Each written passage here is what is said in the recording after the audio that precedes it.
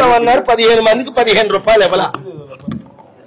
Number 3 ప్రత్యేక హోదా ఇచ్చి ఆంధ్రప్రదేశ్ని అభివృద్ధి చేస్తామన్నారు.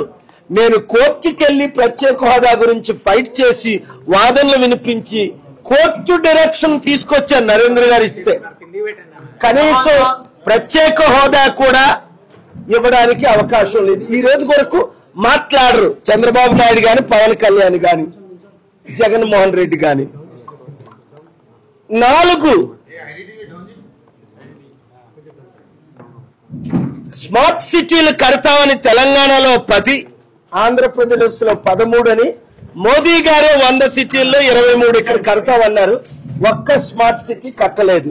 5 ఎప్పుడో పోలవరం కంప్లీట్ చేస్తానన్నారు, ఇంతవరకు కంప్లీట్ చేయలేదు.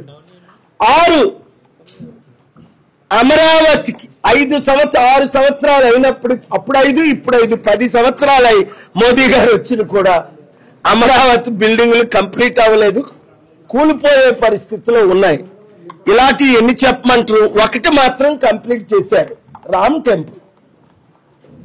ఏమనంటే జై శ్రీరామ్ అన్నోనందరినీ కాల్చండి, తొట్టండి అని కొంత మతోన్మాదులు ముందుకు వచ్చారు.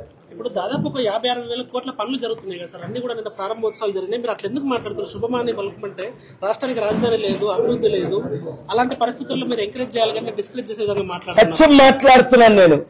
ఆంధ్రప్రదేశ్ అప్పు 12 లక్షల కోట్లు, దానికి వడ్డీ సంవత్సరానికి 50,000 కోట్లు.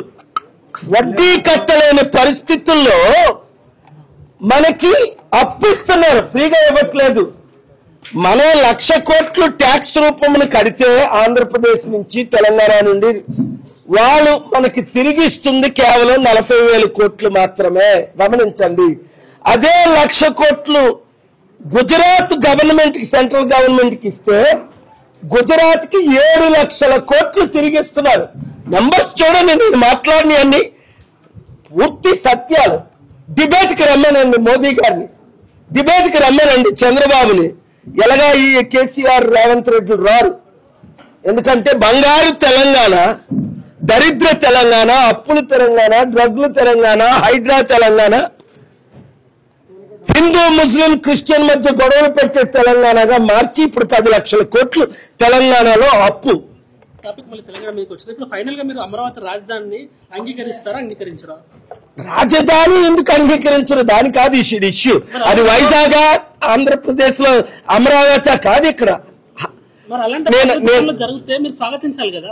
మీకు అర్థం అవట్లేదా?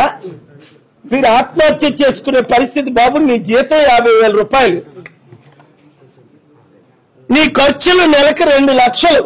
నువ్వు జీతమైనా పెంచుకోవాలి, ఖర్చులైనా తగ్గించుకోవాలి. రేపు మన పిల్లలు, మనవలకి కనీసం రైస్ కూడా దొరకని పరిస్థితి మన దేశంలో, మన రాష్ట్రాల్లో. ఈరోజు శ్రీలంక చూడు, పక్క దేశం. శ్రీలంక అవుతుందని 100 సార్లు చెప్పాను కదా. సుడాన్ చూడు, వెనజువెలా చూడు, జింబాబ్వే చూడు, పాకిస్తాన్ చూడు, ఇండియాయే మరో శ్రీలంక అవబోతుంది. ఇప్పుడున్న అప్పు ఎంత ఎవరికైనా తెలుసా? అతిపెద్ద ఆర్థిక వ్యవస్థలో ప్రపంచవ్యాప్తంగా 3వ స్థానానికి పోతుంది. మీరు అట్లా మాట్లాడుతున్నారు. ప్రపంచంలో 3వ స్థానంలో లేవు, 180వ స్థానంలో ఉన్న అన్నిట్లోని. ఇదంతా గిమిక్స్. 1981లో ఇందిరాగాంధీ ప్రధానమంత్రి ఉన్నప్పుడు చైనా జీడిపి $180 బిలియన్ సమానం ఉండే. ఈ రోజు చైనా జీడిపి 21 ట్రిలియన్, మన జీడిపి 3 ట్రిలియన్. అంటే మనకంటే చైనా 7 రెట్లు అధికం ఎలాగలిగింది. చైనా 100 దేశాలకు అప్పిస్తుంది, అమెరికాకు అప్పు ఇచ్చింది. మనం 100 దేశాల నుంచి అప్పు తెచ్చుకుంటున్నాం. నువ్వు అడిగే ప్రశ్న జవాబు ఆలకించు, సత్యాలు. ఇది జరుగుతున్నది. ఇది అప్పు చేసి పప్పు కూడా అనుకునేవాళ్ళు. ఇది అప్పు చేసి పప్పు కూడా కాదు, అప్పు చేసి బిర్యానీలు తింటున్నారు, అప్పు చేసి కిడ్నీలు అమ్ముకునే పరిస్థితి వస్తుంది.